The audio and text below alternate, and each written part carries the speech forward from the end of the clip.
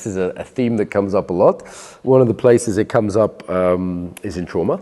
So, I supervise a charity in Ukraine working with trauma, and it's very common, for example, for soldiers to feel guilty when their friend dies. And this just seems to be one of those things that's embedded in people.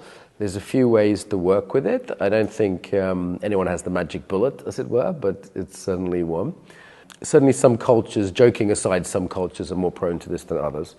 I was saying to me in Slovenia, it seems to be a thing as well. Certain cultures, my girlfriend's Italian, she was joking, it's less of a thing there, different places. Polish is kind of classic for it, right? It's kind of notorious in Poland, yeah.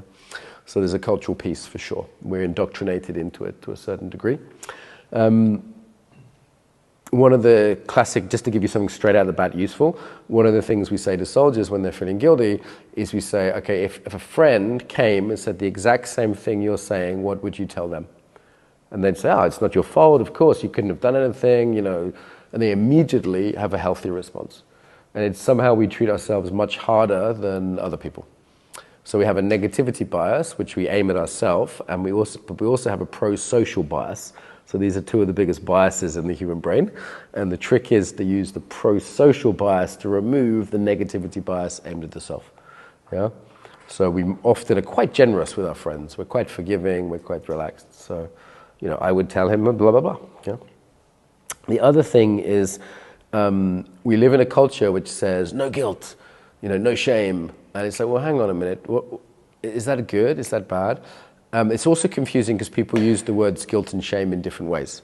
So Brene Brown, fuck Brene Brown, sorry, but she's totally confused the whole issue as well. She added a whole nother layer to it, which is just confusing. And in America and England even, sometimes the words are used interchangeably. Yeah. So the way I would use guilt and shame is, for me, guilt is when I've gone against my own moral compass, when I've gone against my own values, we could say. Yeah, shame is when I'm going against the values of the group, so it's more socially or externally focused. Sometimes you hear this distinction of I did a bad thing versus I'm a bad person. To me, that's not so helpful. It's not the key distinction. I think it's okay to feel guilt.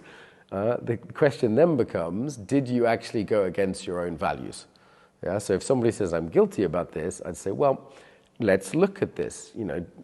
Did you do a thing that is, by your judgment, bad? It's okay to have values and morality. It's totally okay. If they went against their own values, guilt has a purpose. So a lot of more sort of liberal people want to get rid of guilt. I don't. I think it's good. If if I'm mean to my girlfriend, I want to feel guilty about that. Why? Because I don't want to be mean to my girlfriend. I want to have that feeling of ouch.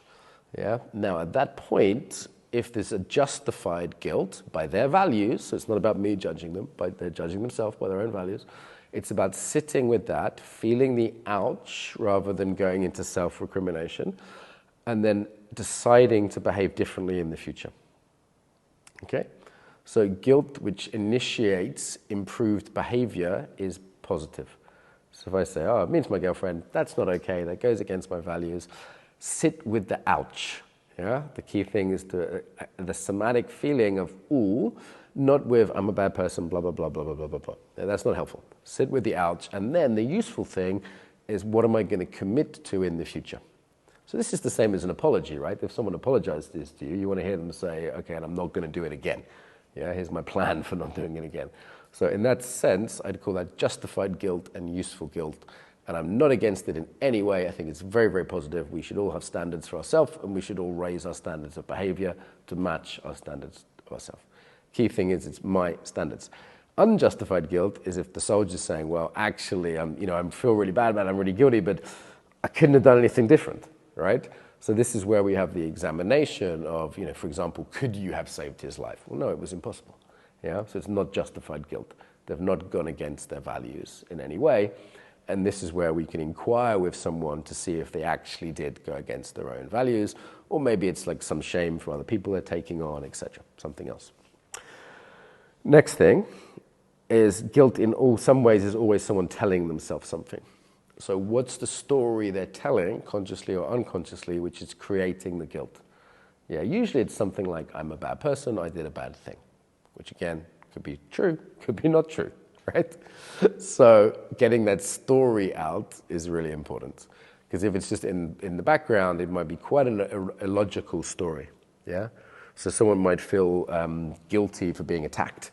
And you go, well, hang on a minute. Is it actually your responsibility that you're attacked? Well, I could have, gone down a different street. Well, yeah, but realistically, is it actually you to blame here?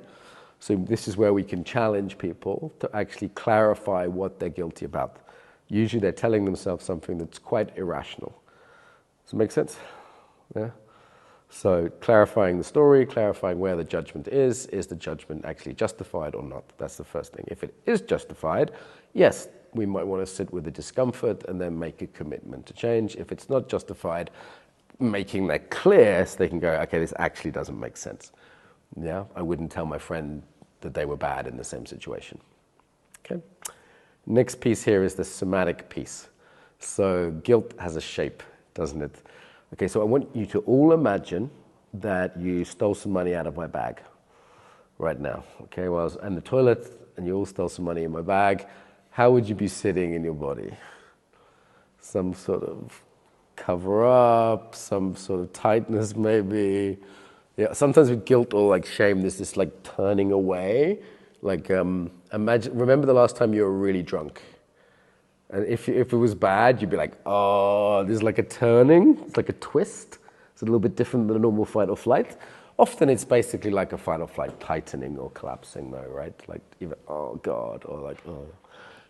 Okay, so what's the antidote to that? Somatically, it's relaxing and expansive, right? So while we're also working with the cognition, if you work with this, try and say this, I feel guilty! It's very difficult, right? It's very difficult to feel guilty when you're in this kind of expansive, joyful embodiment. So if you do have a habit of guilt, maybe from your culture, whatever, some habit you've built up, one way to work with is somatically. Does that make sense? Yeah? So you can't be guilty in a body which isn't sustaining that. All right. Last one here. I would say a lot of guilt is related to shame. So a big thing is how I view people. So as a coach, I'm viewing people in a light which is, it's not like you should feel ashamed of yourself, right? Like I'm not trying to induce guilt in that way. So seeing people in a light which is more positive than that also means they embody that, they become that themselves. And we all need people to see us in a positive light. I think whether a therapist, friend, coach, parents, whatever. If we have those people, we're less inclined to guilt. So I don't think we can look at guilt separate from the whole context someone's in. Does that make sense? Yeah. So there's more. I'm not a big expert on guilt, but there's a few thoughts in it from my experience.